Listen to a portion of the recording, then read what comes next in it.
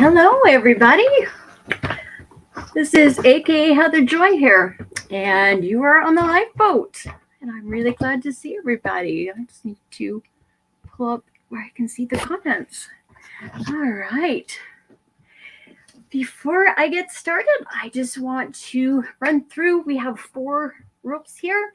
The first one, please, no politics. Politics are just too upsetting. And we want to keep things nice in the chat. And yeah, so please, no politics. Number 2, this basically no religion. I mean, this is not a religious channel. It's fine to say things like, offering to pray for somebody or making statements like, I could not have found sobriety without God. Things like that are fine. But if you get into the area of telling someone that your God's better than theirs, or you try to explain to them why they're not getting into heaven, yeah, don't go there. Number 3, no cursing. Please refrain from foul language in the comment section, in the live chat. Tommy says, if you can't control your mouth, you can't control your life. So I agree. Anyway, the 4th one is there's absolutely no room on this boat for mean people. No trolls.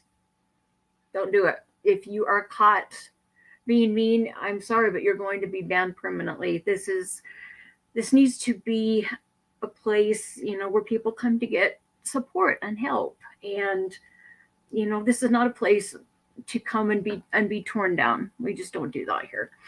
I also want to add, I have a few requests of everybody. Let's see, I did. Oh, sorry, I'm checking something I've forgotten to do. The first one, if you are here on the lifeboat, you are most likely looking for support and help, addiction recovery, sobriety support. Most likely that's why you are here, or you are here because someone in your life is struggling with addiction. If you have come here looking for those things, please subscribe. That's my first request. Subscribe. Between Tommy and I and more people, there's going to be, we have people come on with us, and there's going to be more of that. We've got people helping. This is a place to find support and help. This is a good place. So please subscribe. My second request is that you, if you're on your phone, exit out of the chat for a moment and just hit that like button, please. We really want to reach everybody that we can. This is such an amazing group of people, and the ideas that are presented here, everything, it's a good place, and we want to reach people. We want to share. And oh dear, what's going on in the chat? I hope everybody's okay. I just saw a bunch of ones. I'm not paying attention very well, am I? Anyway, but I have a third request, and that is that you share. If you like what you see, if you think of someone that, if there's a specific topic we are covering one day and you can think of someone that can help, please send it to them. And the 4th one, my request is that after this is done, that you go back and just leave a comment in the comment section. All of those things really help boost the channel, and we really want to do that. We want to reach as many people as we can. So anyway, I was thinking today, I don't even know where to start on this one. The purpose of this boat, the first time I didn't even know the boat existed, and I wasn't looking for it. But last October, I had started a job taking care of an elderly couple, and it's been a long time since I have done that kind of nursing, and I don't. Hang on, sorry guys, I got Somebody really wants my attention. They're gonna have to wait. Anyway, um, oh, okay, yeah, I was starting a job taking care of an elderly couple, and I was going to have to be administering narcotics like fentanyl and Norco and Oxy and quite several, and it was something I was really uncomfortable. I just didn't want to be around it, just just in case, because that was my drug of choice. Prescription narcotics. That's what I loved, and I didn't want to be tempted. I didn't want to work around it, but I felt um, it was something that I needed to do. For some reason I needed to take care of this couple, and it's a dear friend. It's her parents too. So I finally made the decision, and it had taken me like 4 months to even decide to go to work for them. But when I did,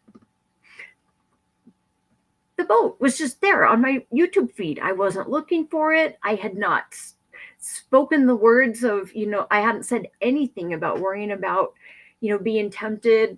I hadn't said anything about my addiction, nothing. I hadn't said anything. It was just there. It was meant to be, you know, it was just there. And there was something that made me click on it. I don't know. It wasn't anything I was looking for, but something made me click. And I remember watching that first, the first hour I'd seen the boat, and it was Tommy and Mark, and I was blown away. I was just blown away.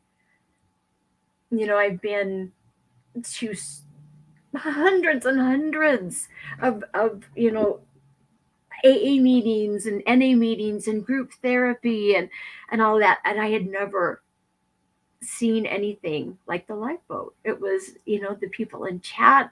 You felt so welcomed, but the things that Tommy and Mark were saying too, it was amazing. Here is a place for all of us that struggle with addiction. Here's a place where we can go and people get us, and we're not judged, and we're just, Tommy and Mark were just there offering light and hope. That's how I saw it. I was blown away. And so I'm so tickled. I'm so tickled that I get to come and talk to you guys and be a part of this. This is awesome. But I have to remind myself, every day that this is not me. This is something that goes way beyond me. This is just something I get to be a part of. But just trying to offer hope to other addicts, and to let other people know that you can conquer this, and you can be happy, and you can not just survive, you can thrive. That's yeah, I think that's the purpose behind the boat, is just to reach people and to help one another. And I just I have to remind myself every day, this is a big, what we're trying to do is a big deal. This is neat. This is an uncommon thing in the world today, where we are trying to be positive, we're trying to lift each other up and help each other. And I just I'm so grateful that I have found the lifeboat, that I have you guys in my life, and that there's so many amazing people I'm meeting, and I say this all the time, but honestly, the caliber of people on the lifeboat, and I've seen this just in general too, people that have been through addiction, that struggle with addiction, the caliber is higher, honestly, because you guys know what it's like to struggle and hurt, and deal with anxiety and depression, and I mean, it's serious emotional pain. Everybody's been through something traumatic, and yet we can come here, and we can use our experiences and help one another. This is an awesome thing, and I really like this. We just really love this boat, you guys. I really love you guys. And I just want to thank you for, showing up here twice a day and getting in the chat, and, just thank you, you guys. This is awesome, an awesome thing. I was also thinking about, why do I do this? Why am I, coming on almost every day to talk to you guys and share things with you. And it's because I know what it's like. I've struggled with really bad depression, my whole life, ever since I can remember. And yet I have found a way to, not be addicted. I found, a way to deal with things, and deal with my past. And I'm just, there's so many things that I've been able to learn. And there's things I've been able to overcome. And I'm doing this. I hope you guys know I'm doing this out of love. I don't like it when I know that other people hurt, especially because, if you know what they've been through too, and you know how much that hurts. I don't, I don't like people to have to hurt. I want to help and heal and lift up. I mean, that's why I became a nurse, and I just want to express to you guys that I love you guys. And I know most of you I have not even met face to face, but there's something that you feel. There's connections that we make here, and this is just an amazing place. And and but that's why I do it. I mean, I sincerely want to help people. I know what it's like to hurt and to feel, like you're never going to be able to get out of a dark place. I want to help other people out of that. And um I just have to say that, if you get to a point where you feel like you have overcome something, help somebody else out. Lift out your hand and lift them up. Tell them the steps that you took, the things that you did, or tell them what helped. But please reach out and share with one another. This There's just no way that, honestly, every one of us could benefit from a really good counselor. But time and money and availability, I mean, those are all issues. And there's just no way that everybody that needs that kind of help can get it. you know um I think, that's what we're here for, is to help each other. Let's try to make up for some of that and reach out and help each other. you know it's a wonderful thing, and it makes you feel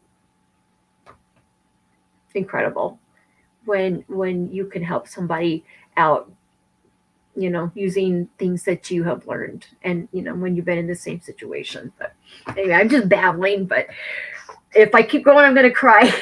But I just want you guys to know, I this means a lot to me. And um, you guys mean a lot to me, and I really, really do want to help.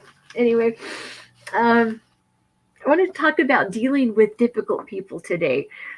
Um, it doesn't matter, where you go. There's most likely there's somebody difficult in your family, or you go to work and you've got difficult people that you have to deal with. I mean, anywhere, in the grocery store, on the bus, whatever, you're going to find difficult people, no matter what. And I've seen people just really lose it lately.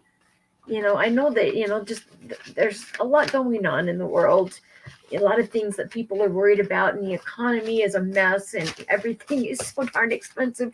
you know so everybody's got things going on, everybody's got worries, everybody's got things they're dealing with. And it doesn't help when you have somebody difficult that you've got to deal with too. It's a hard thing. you know and the only thing, I keep saying this a lot, but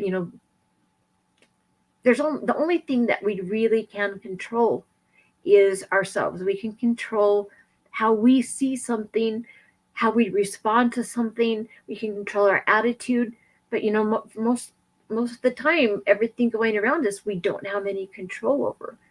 And so when it comes to difficult people, I don't think there's anything that we can really do, especially in the moment, to help them, or to help them change. You've got to just watch how you are around difficult people. That's really the only thing you can control, is just, how you respond to them. Um, but they're a challenge, there's so many things that people can do that can, that where they're just difficult. But if somebody's always angry, do you know someone who just always seems like they're in this perpetual phase of anger? I remember growing up, that's my impression of my mother when I was young, was just permanently angry. And if you notice someone that doesn't have friends, that's probably because they're difficult people. But there's so many different behaviors, and trying to think of, I mean, there's just a whole list of things that people can do that would make them difficult. But let me just start with, there's a couple that are really prominent with, across the board with difficult people. And honestly, the first one is, if a person's argumentative, um, they, I'm sure you can think of somebody, but they will argue about anything at the drop of a hat. It doesn't matter if it's something just silly and inconsequential, or if it's something serious, but they will argue about everything. It drives me nuts, but it's very frustrating. Um, honestly, the only way to really deal with argumentative people in the end, most likely, is just to let them have their way. you know and that sometimes your ego has just got to take the fall. And just, because honestly, arguing back does not help at all. I remember, I mean, to this day, I can't win an argument with my mother. I don't even try. She says something that really upsets me, I just ignore it. I just have to ignore it. Walk away, let her just leave her alone, let her have it. Because if people are stuck in, the programming that runs their subconscious, if they're stuck in that, there's really nothing that you can do. You're not going to argue them out of being argumentative. Really, sometimes it's just best to say, agree with them. You don't you can know inside that, you know what's true, and you know what your beliefs are. And if you're strong enough, you can just let them think what they want to think. It really is. It's exhausting to argue. At least I find it exhausting. um but with argumentative people, honestly, it's, if it's something that's not going, if that's inconsequential, let's speak today, inconsequential. If it's something, that doesn't matter, just let it go. It's a lot less stress. um the second thing that's kind of you see across the board is, if a person makes it, everything's a competition. um there's always, I just tried to think, I'm thinking of a knitting group I used to go to, and there was always somebody there that knew it all. And if you did something, well, they did it, but they did it better, or they did it five more times than you did, or there's always somebody that just, seems to want to always have the one up on you. And they will make anything a competition, and it can be really frustrating. But it'll be somebody like, they'll have the latest gadgets, they'll always, have the best opinion. I don't know, you know what I mean. um Sometimes they can really take it way too far. um and if you step back and you look at somebody who's, tries to make everything a competition, it's a rather childish behavior. And it makes me think, that this is going back to something that happened in their childhood.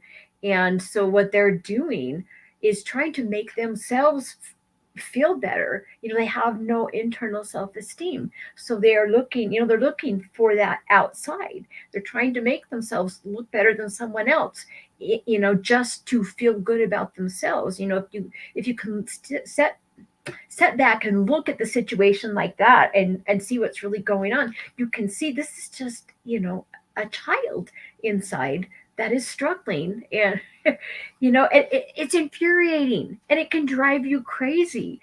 Um, but honestly, instead of fighting with someone over anything, if they think that they're better than you, or that their opinion's better, or what have you, again, if it's inconsequential, just let it go. Let it go. Just look at the situation for what it really is. And this is really just a person who is hurting and has no self-esteem. And it's hard. It is difficult, especially if they really get under your skin. There's that automatic desire to get back. But it doesn't help anything. It really does just ruin relationships or make them worse. Or it doesn't really helps. So again, if it's something that doesn't matter, just let it go. Um, a third thing that you typically see with difficult people is that they will blame others for everything. They they don't have the ability to look at themselves and look at the things that they do, and they don't have self-awareness. They can't see that it's problematic. And they are there. They will, no matter what is going on, if something goes wrong, they're going to find a reason why it's not their fault, and they're going to blame others. And again, that's really, really frustrating. um it seems to me sometimes that hmm, maybe I won't go there. Yeah, I better not go there. But anyway, it's difficult when people blame someone else for their own problems. Um, but the best thing, again, if it's something inconsequential, um, honestly, it's best to just let it go.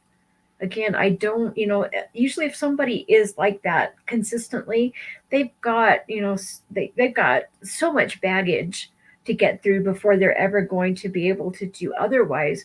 You're not going to make a dent on that by, trying to argue. Honestly, it's just for your own mental health.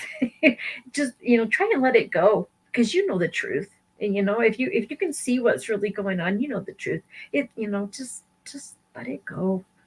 It's a lot easier on you.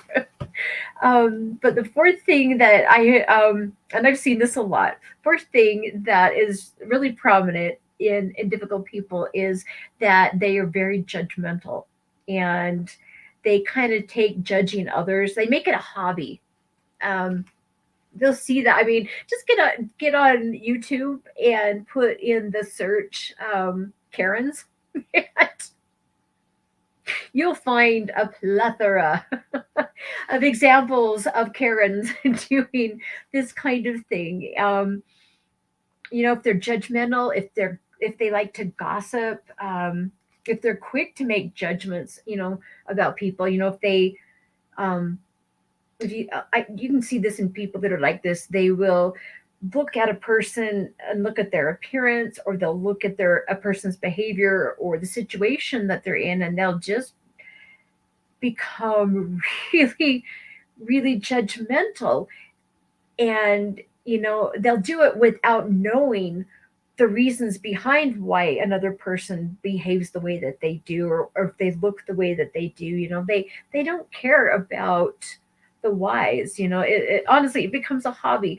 And you really it's a good idea to steer clear of people if people are just the things that they talk about. If they're just talking about other people, probably want to just steer clear. It is very difficult for people that are judgmental like that. It's very difficult to have a deep conversation with them about anything. It's really frustrating.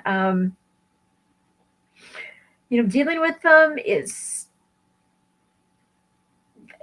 it's a hard one. I had written here in my notes here, it really is hard to have a good conversation with them. So, again, if it's something that doesn't matter, um, maybe just let it go. Or, if, for a lot of us, being addicts, confrontation can be a difficult thing. I know for me, I would, that was one of the reasons why I, behind my addiction, basically I did not want to confront any of my issues, let alone the people that are mixed up in all of them. And confrontation is a difficult thing for us. Um, but if you're brave enough, if you feel strong enough, and you're confident enough in yourself, um, if it is okay to tell a very judgmental person where they're incorrect and why, and just leave it at that. You know, um, you could also turn it on them if you're brave enough. If you don't mind confrontation, and just turn it back on them and say, "Hey, wait a minute. How would you feel if so and so looked at you this way?" I mean, just turn it on them, and let them think about it for a minute. You know, in my experience, it's rare that they'll take a minute and actually look and try to think of it the other way. But that's a hard one too. Um, the fifth one that you're going to see is that difficult people don't like to make compromises at all. They think very black and white. Um, they're high. It's my way or the highway kind of thinking. I've seen that a lot. And they're really not open to anybody else's opinions. This is a hard one. Um, if the situation that you're in with a difficult person, if you're in a situation where they are not going to make a compromise, but this is an important thing, if it is consequential. um this is a hard one. You do need to make a stand. You need to try. If they're not going to listen, then it's okay to let them deal with the consequences that they're going to get. If they want to do something, and you can see that what they propose to do is not going to work, and it's just it's going to fail, and they but they won't compromise, and they won't listen to you. Just let it go and let them learn from let them learn from the consequences, what I'm saying. um that's a hard one, and that's really frustrating. The next thing that I see in difficult people is, very often they're prone to bursts of anger. People like that often have very fragile egos. Um, they can become really angry over the slightest thing. Um, that's a hard one too. Um, it's a good idea not to make, if people are like this, do not make a joke at their expense, even if it's in a loving way, because people with fragile egos like that, they can't take it. Where anybody else would, you can tease someone, people with fragile egos cannot take it. But anytime, people like that have the way that they think things should be done, or they think this is the way that you should be behaving, and if those expectations that they have are shattered, you know, they get angry. They get angry really fast, and it's like an explosion of anger. Oh boy, I've seen a lot of that in my family growing up. Really ugly, and I used to hate that. But let's see. I was just looking through my notes here. When people are like that, when they're prone to anger, they are often, very angry, argumentative, and aggressive. They have all those tendencies, and they can take any situation And when it doesn't go their way, it's like the Incredible Hulk. I don't know how many of you ever saw that the Hulk. What was it? Was it in the early '80s? Or was it the late '70s? But there was the Hulk, and I just remember how he just, something to trigger him, and he'd get all angry, and turn green, and he'd get, yeah. That's how I kind of see people like this. Um, but how do you deal with it? The best thing here is, first of all, like I said before, no jokes at their expense. Refrain from verbal insults. It's hard, but honestly, try not to fan the flames. That's really for people that have anger issues like that, and for a lot of people that are difficult people, they don't have the ability to control their anger. Just don't make it worse. That's all you can do, honestly. And then I see it a lot too that difficult people can be very closed-minded. Um, they tend to focus on themselves. It's kind of difficult people are very often narcissistic. Everything is about themselves. The world revolves around them.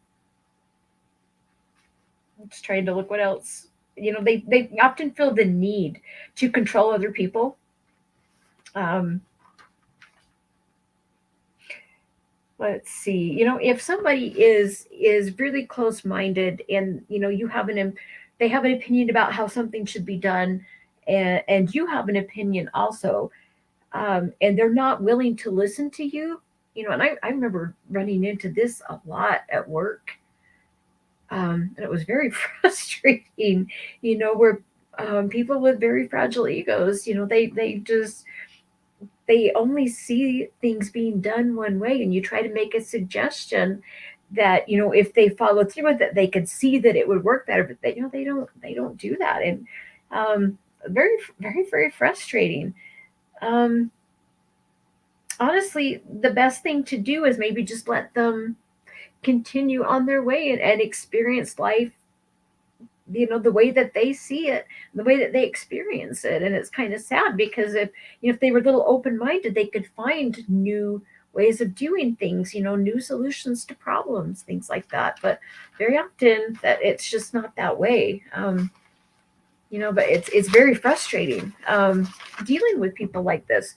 And I was looking at something else I had found, and there's this professor of psychology. Let me look here. Her name is Irene Strauss Cohen. Cohen, Cohan. I guess she's quite a blogger too, but she's a professor at Barry University. And I liked what she was saying about difficult people. And let's see here. I just wanted to read to you one of the quotes that I really liked. Um, okay, her specialty is improving people's sense of self and helping them be their best version. That's what her specialty is. And she makes it a point. Okay, here it is. There's no real difference between a difficult person and someone who needs help, because most of the time they're one and the same. And just from personal experience, that's very true. There's a reason. If people are being difficult, there's a good reason behind it. um you aren't going to be, here she says, you aren't going to be unpleasant or hurtful to people unless you feel that way inside about yourself. I think there was another, sorry guys. I should have highlighted this. Okay, anyway, she's just suggests managing yourself and your anxiety around that person. Um, Also, maybe trying to understand their upbringing is a good way um, to deal with things, and I found that can really help. I know, personally, when I was a kid, well, the whole time growing up, well, they're very difficult. And, in our house, there was a lot of narcissistic emotional abuse going on. She had so many issues that had never been dealt with. They were, the programming, I talk about that a lot. That first 7 years, the the things, the rules that you learn about the world and how it works, are really stuck in your subconscious. I know my mother just did not have the ability to not um, to not be difficult. She did not have the skill of regulating her own emotions, of controlling them. She's a very difficult person. And when I was a kid, to me it all just seemed that she was just being mean, and there must be something very, very wrong with me, or she wouldn't be treating me this way. I really turned it inside. And it wasn't until mm, maybe I was 12 or 13. And my mother's from Australia, and she was an only child. So her mom and dad came to the States and would spend a lot of time here with us. And I remember, I think one of the last times my grandfather was here before he passed, um, the way he behaved around me changed drastically all of a sudden. When I was becoming a teenager, I don't know what it was, but all of a sudden he was really had no patience for me, and everything I did was wrong. And it was really mean. And I remember my mother seeing him treating me a certain way, and it was the only time I had ever seen her really stand up for me. Um, and she actually had me go stay across the road at my other grandparents' house while my Australian grandparents were there, because she didn't want to see my grandfather treating me the way that she had been treated. That was the first time I started to really realize, there's a lot going on here. And my mother isn't being mean just to be mean. I mean, she's doing it for some very definite reasons. And once I started learning from other people in the family, things that had happened to her as a kid, and just observing things, it became a lot easier to be patient with my mother. And when I was an adult and I left home, it's taken a long time, but I used to hate her. I used to be so angry. I didn't want anything to do with her. I remember a time where I didn't have any contact with her at all, and that was fine. But the older I get, the more experience I get in life, I can see um, she's been through a lot. Tell you, understanding somebody's background, understanding where they come from, what were things like for them growing up, you know, um, if you can understand that and understand maybe what they've been through or where they're coming from, it's a lot easier to have patience with people that are being difficult. It's difficult though. It just is. Um, but that's something that Dr. Strauss Cohen suggests. First of all, is under trying to understand their upbringing and where they come from. And her other suggestion is, just to manage yourself.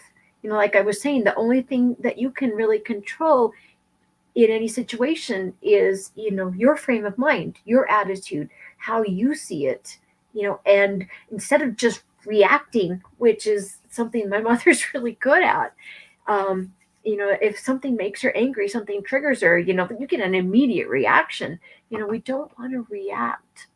We want to respond. There's a big difference. And so, that's really something that you need, if you've got somebody difficult that you have to deal with on a daily basis, it's hard, but the only thing you really can do is just manage yourself. And I started looking more into that, and I found this awesome short little video, and I wish I could show it, but I didn't even have time to contact the person and get permission or anything. But I'll tell you what they said. I really like this, and it was all just on controlling your emotions and basically responding rather than reacting. And I thought this would be so helpful in trying to deal with people that are difficult. The first thing is to identify your own triggers. Be aware of the things that set you off, the things that you struggle with. Really good idea, to know what they are, so that if you experience something, you can, if you know something's coming, it's a lot easier to deal with. So if you're mindful of the things that set you off, especially if it's a certain person or a place, something like that, if try to avoid that when you're dealing with that person. But also, understand what understand the things that they do that trigger you, and just be prepared for that. um, Next thing that you can do is to take a few breaths. If somebody, difficult person has done something or said something that's very upsetting to you, again, rather than just reacting, take a few minutes and take a few deep breaths. um, Taking a few deep breaths will actually reset your whole nervous system. If you're triggered and you find all of a sudden you are in that fight flight mode, some good deep breaths can calm that down and kind of reset everything. It's a really important one. Um, the next step that was suggested was, let's see, not to bottle up your own strong emotions.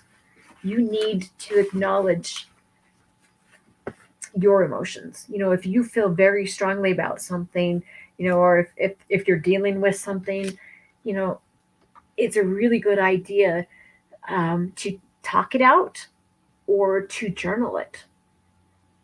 But you need to acknowledge the things that you are personally dealing with.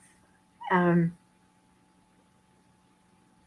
it's not a good idea to repress, because when you're dealing with difficult people, if you have got a lot of pent up emotion, a lot of anger or a lot of frustration, and you've just been tamping it down and tamping it down, sooner or later, and it's with me, it's always a difficult person that will set me off if I've shoved a bunch of stuff down, you know, and a lot of times it'll be a difficult person.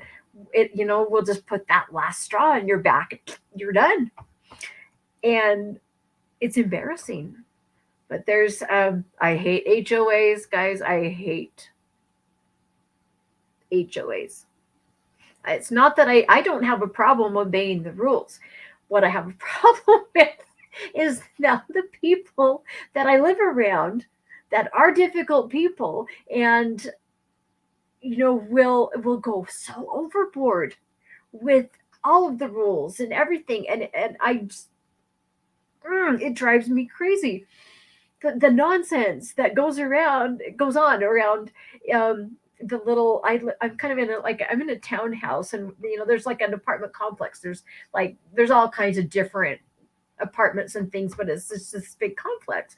There's a lot of Karens here, guys, and oh my goodness, one of them one day, just I don't even remember what it was, but I had just gone out of my way to be nice and to be helpful and understanding and cooperative, and I'd really gone out of my way, and they kept doing just stupid things.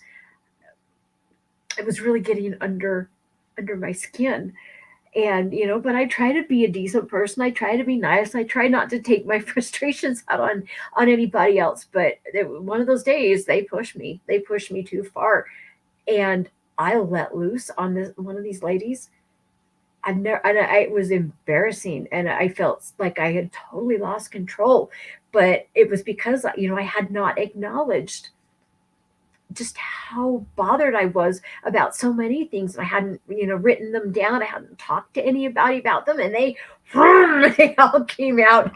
The look on this lady's face, and once I started, I had to get it all out. That's not the way. I don't like that feeling. I don't like losing control like that. And I don't like anger. I'm not good with anger, you know. But it's not a good idea, honestly. It's not a good idea to repress things. And I'm very often, if you are repressing anger, really strong feelings, and you don't deal with them, it turns to depression. And that's not fun. So, don't repress things. Um, it doesn't, it's embarrassing when you lose control and you let loose on somebody. I don't like that. I mean, and it felt like I was my mother. I don't like that. Anyway, the next thing that is suggested is um, to use I statements when you're dealing with somebody that's difficult. Um, what I mean by that is, say you've got someone that you have to deal with and they are late all the time.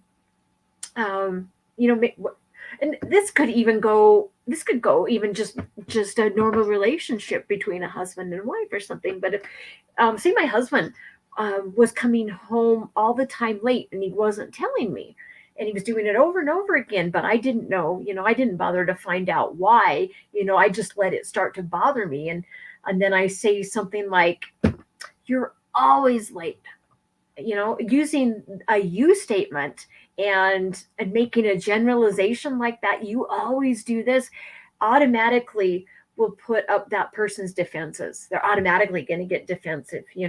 So it's much better to use I statements when you're dealing with people, especially difficult ones, and say, maybe explain, I I worry about you. This makes me feel bad. I worry about you when I don't know where you are and you are late. I mean, if you put it across that way, you're going to make a lot more progress at trying to, find a solution.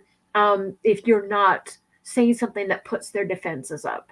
So, in any situation, if you can put across how it affects you, or how you feel, or how you see it, rather than saying you, because, when you say you, they can take it as being, you're blaming them. And like I said, defenses automatically go up. So, I statements. The next thing that's suggested is when you're dealing with somebody like that, that's difficult, do not raise your voice.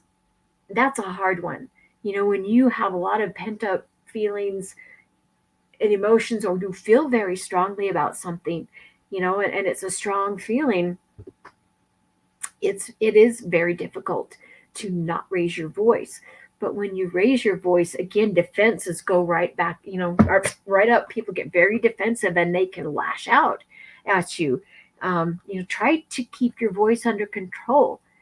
Try to be calm and not raise your voice. That's a hard one. That one takes practice, honestly. And sometimes I can do it, and sometimes I can't. Anyway, the next thing that they suggest in this video is to avoid making assumptions. And you all know, that you assume, if you assume, there's that ass and you and me, you make an ass out of you and me. So it's, assumptions are bad. um if you make an assumption, um how do I explain this one?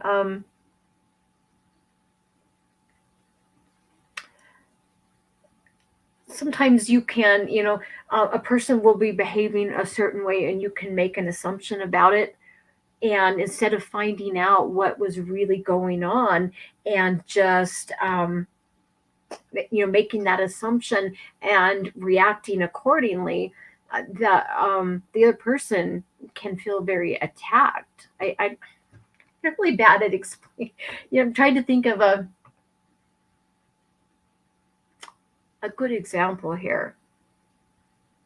I'm not coming up with anything, but just try to avoid making assumptions.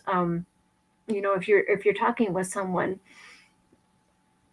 find out the who and why and how, you know, before you continue. It's just a really good idea, and it will help to not escalate a situation. The next thing that is suggested is, and again, this is, we've already talked about this one, but again, empathizing, trying to see things from that person's point of view. That can make a big difference. Um, and the eighth thing that is suggested is just to take a time out. Um, I've had to do that with dealing with my family. My mother's husband is a Vietnam vet, and he was exposed to Agent Orange when he was there. And he also, he was a medic, but one day the medic got blown up. um, because of the things he's been through, he suffers a lot of depression. And then the Agent Orange that he was exposed to has done a lot of nasty things to his body, and he deals with a lot of pain. He has a lot of neuropathy in his feet, a lot of pain. I know he's miserable, and I know he's depressed a lot, but he's a very difficult person to be around. And um, I give myself about 10 minutes is all when I go and visit with my mom. That's about all. Sometimes that's all I can take, because I'm still trying to work through. Recently, there's been a lot of things that have surfaced in me from my past, just more things that I need to deal with. And so, because my mother was such an integral part of the mess that I'm in, I do have to limit my time around her. So I give myself about 10 minutes. And that's about all I can stand between the two of them, because I love them, but I can't be around them for very long right now. It's still too triggering. And there are times when we'll be talking about something, and he will say something that is just so judgmental or so offensive, and it doesn't do any good to argue back or to trying to defend yourself. It just doesn't do any good. I just get up and leave. And honestly, that makes I get my point across much better that way than if I sat there and tried to argue, because people very often, they're not going to listen to you and to hear what you're saying. They're going to listen and think of what they can throw back at you. That's my experience. So, sometimes it's okay to just eject yourself from the situation. But really, the goal here with people, I think, in the end, is that you want to respond rather than react. And I know that's a difficult thing, but I think as addicts, for a long time, rather than dealing with our issues and dealing with our problems and learning how to be more functional, we when we're in addiction, we're not doing those things, we're not growing, we really stunt ourselves. And you know when you becomes when we finally find sobriety, you've still got all of these things that you've got to deal with. And difficult people make life difficult. It's just the way it is. And I want to say again, um, respond rather than react, and remember that there's a reason why people are difficult. I There's a family that goes to my church, um, and the patriarch of the family, I would say, a very difficult guy. He's very opinionated and um, very much a narcissist. And there are in my religion, one Sunday a month at church, we um, have a testimony meeting, and those who feel like it can get up in front of the congregation and express their gratitude and to God, and just explain, express, just I don't know, just bear their testimony. Usually it'll be, people will be talking about something that has happened to them that's reinforced their faith or something. But we do that once a month. And this gentleman will get up, and rather than it drives me crazy, rather than him expressing his testimony, saying,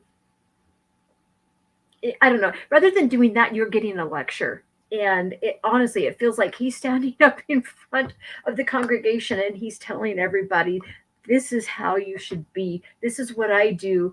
You know, what are you going to do to be good? It drives me insane, guys.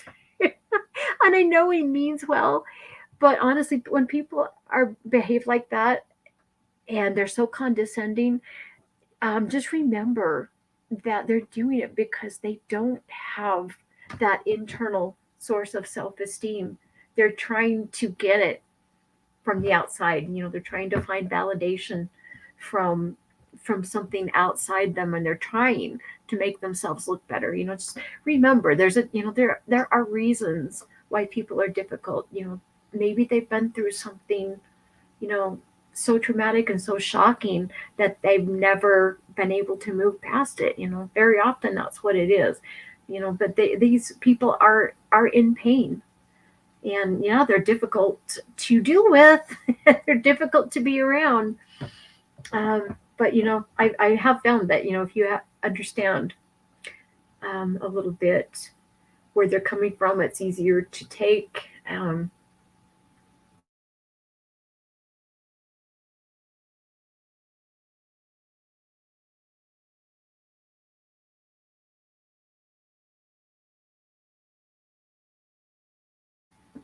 Oh, I'm back. Okay, there we go. Yay. Anyway, um, let's see. There was one. How much time have I got left? I got a few minutes. Let's see. You know what? Nah, I won't even go there. That might take too long. But I just like I said, when you're trying to get sober, or if you're new in your sobriety, difficult people are difficult to deal with. And but what we need, we always say the opposite of addiction is connection. We need relationships, and sometimes the people that we need the relationships with are difficult. So I'm hoping this might help. Maybe there's somebody at work that you have to deal with on a daily basis that's difficult, but everybody has those things to deal with. But we need connection, we need relationships. So I'm hoping that might give you some ideas of how to handle those situations and those types of people. It's not fun. Just another thought too, though. Very often too, um, because we've been through something traumatic, and I honestly think that for everybody that is an addict, there's definite trauma behind it, whether you can remember it or not. Sometimes because of the things we've been through, we are the difficult person. Just something to think about. you know I would give anything if my mother was open to therapy and to getting the help that she needs. But she's 73 years old, and I know darn well it's not going to happen, and it makes me really sad because there are things she's been through, and I know some of the, like I said, I'm not going to speak of them in front, on YouTube. I'm not going to say, but she's been through some horrendous things, and I would give anything, if she could get that help and she could become whole and be happy with herself for the first time in her life. you know she's an amazing lady, and it makes me sad that for 70, well, not quite that long, but she's 73 for so long. She's she's had a lot of pain that she deals with, and it's just sad. Anyway, let's see who is here. Miss B, hello. Crazy Brumfield, Charlie, Leisure, hello. Cooley, Lemmy, let's see, John, and John Doe, and Miss Dragon, Angel Wings. I love that. I love that name, Angel Wings. JT. Let's see. Dennis N is here. Noise Opera, Seventh Son. Let's see. Dennis Brace.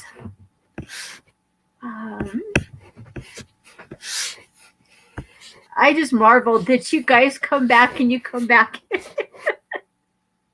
I'm glad you guys put up with me. Inky Kyle. Let's see. Who else? I don't want to miss anybody, but I'm just tickled that all of you guys are here. I love it. Homotographer. Hello. Scooby.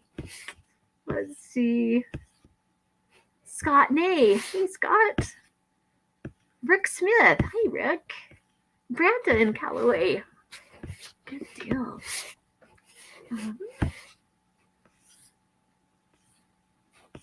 A lot of people here today. I love this. Todd. Let's see. Goodness. If I have missed anyone, I apologize, but I'm so tickled that you guys are all here, because I know you're in the chat and you are supporting one another, and it's a wonderful thing. It really is. Can't think of anything else that I really wanted to cover, but I hope you guys have had a good day. I hope you have a good evening. If you are new, my email is in the description box, and I really am going to get to my email tonight, guys. I really am. But Charlie always puts Tommy's email in there, and check out the Facebook page that we have over there. But if you're new, welcome. This is an awesome place, and I'm not saying that because I'm sitting here. That's not it at all. No, it's an awesome place because of everybody that in chat. Because we all understand what addiction is like, and we all know pain. We all understand that, and we are. It's the people in the chat. It's the crew that makes this place so amazing.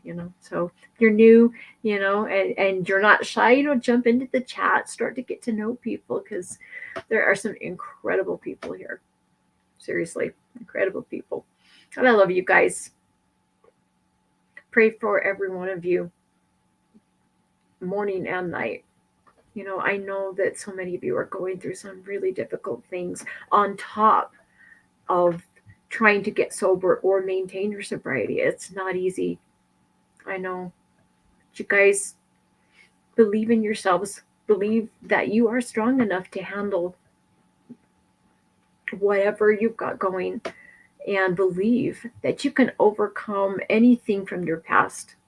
You can. I've done it. Anybody can do it if I can do it. My life is not perfect, and I'm constantly trying to keep myself from falling into depression again. It's a constant thing, but you know what? It's so worth it. Life isn't perfect, but I'm happy. I'm not happy 24/7, but